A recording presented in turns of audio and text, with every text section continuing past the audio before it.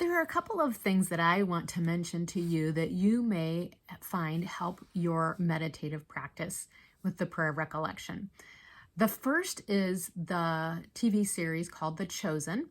I'll put a link to them.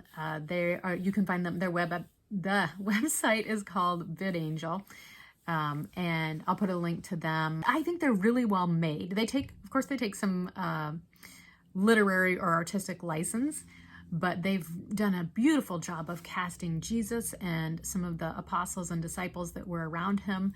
And as you're working to imagine Jesus inside of you and to imagine looking at Jesus with eyes of love, it can be helpful to have an actual image of Jesus that you're thinking about. Maybe that's not the image you end up choosing, but I know a lot of people have really enjoyed The Chosen, and it has really helped make the stories in the Gospels very meaningful to them in a new way. And I have too. I and my family have found these very rich. So I hope that you check those out and see if they're helpful for you. Now, the second thing is going to be a little bit of a stretch for some people, and that is that I'm going to encourage everyone to consider scheduling during Matthew Part 1, one block of extended solitude and a time of solitude. And here's some of the reasoning behind that. First of all, you'll see, I know I noticed this in Luke, and you'll see in the Gospels that Jesus actually spent significant time in solitude. It was important to him. And I think, wow, if like the God of the universe needs to have time alone in solitude, then I probably need it like 100 times more, because I need a lot more help. So I've been really inspired by his example and convicted by that too. And another thing that you may start to notice, and have probably already noticed in your life, is that when you lean into Bible teachings and Jesus's teachings with a spirit of readiness and a spirit of obedience, you'll likely start to find that it's harder than we thought. I mean, sometimes these things don't really bother us as much when we let them have their regular path of least resistance in our life. But when you challenge that, you'll find that your mind, it just shamelessly defends itself and resists you and makes things really difficult. And you'll find habits and patterns in your already existing behavior that make it hard.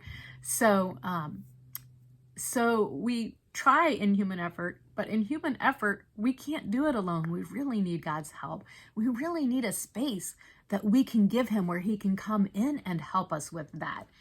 So it's a partnership, right? And we need to kind of come and meet him there. And solitude can be great for that. It can be a little bit hard.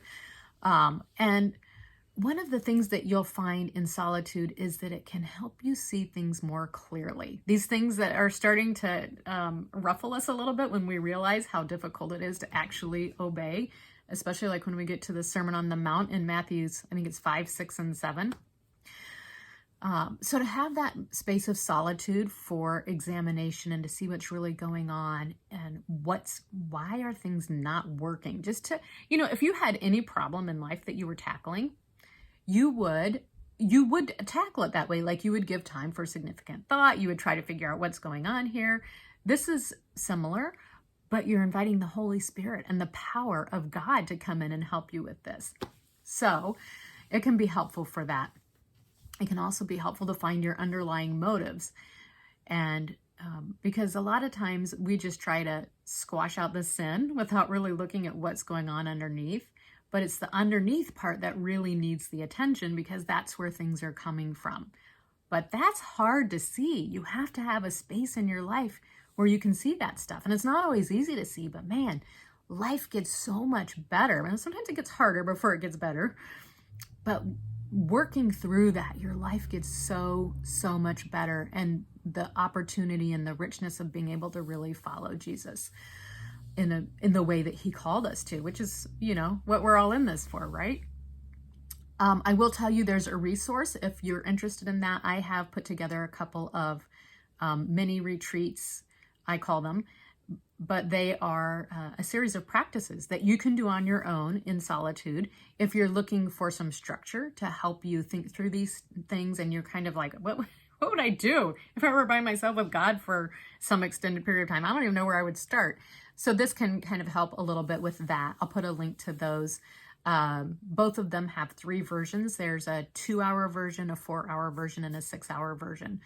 And of course, you don't have to limit yourself to that. You can take as long as you would like. Longer is, better if you're up for it, but sometimes it's nice to start small and kind of work into it. So you can think about those things. And now what I would ask you to do is to pause the video and either think or talk with your small group about this question. How do you react to the idea of extended solitude? What reaction does that draw out of you? And then to kind of courageously start thinking about how you might like to fit a block of that into your life in the next 3 months. Or maybe you want to try to make a regular practice of it. Some people try a small block of solitude every week or every 2 weeks or month, whatever you want to consider. So I'll put the questions up on the screen, and you can take this time to answer those questions.